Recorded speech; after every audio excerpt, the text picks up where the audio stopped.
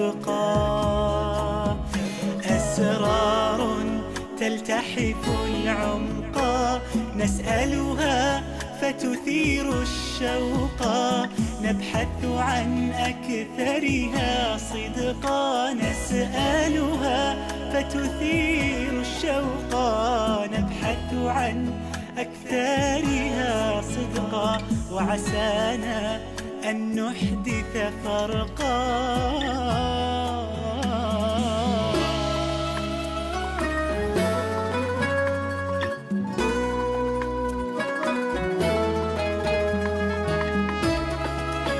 السلام عليكم ورحمة الله وبركاته. magacaygu waa Cabdiraxmaan Maxile. waxaan idinku soo dhaweynayaa barnaamij cusub oo ah taariikho kooban oo ku saabsan dadka diinta Islaamka u soo halgamay, kuwaas oo lahaa madax, culimo iyo weliba dad kale oo mujaahidiin u soo dagaalamay in badan diinta si ay meel u gaadho. balse Masiix Maxamed dadka badankooda aanay aqoon magacyadooda iyo halkii ka soo baxeen iyo diinta gaarsiiyeen toona. sidaa awgeed insha Allah barnaamijkan waxaan kula fogoonaa dadka aan yani aqoon dadkeenu ama dhalinyarta inta badan ee diinta meel soo gaarsiiyay waa kow.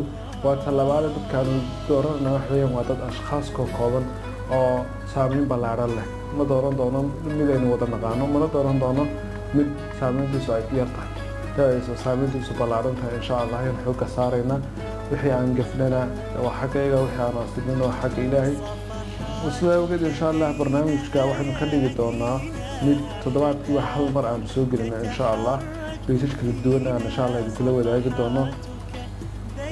toddobaadka markaan intaan soo gelino waxay noqon doontaa episode-kaasi ama qaybta aan soo gelinay 5 daqiiqo ilaa 10 daqiiqo inta u dhaxaysa insha Allah. waxaan rajaynayaa inaad nala wadaagtaan oo noo sabirtaan, isla markaana aad comment aad u share gareysaan. rasuulku calayhi salaatu wasalaam wuxuu yiri man dalla calaa khayrin fa huwa kafaa'ili.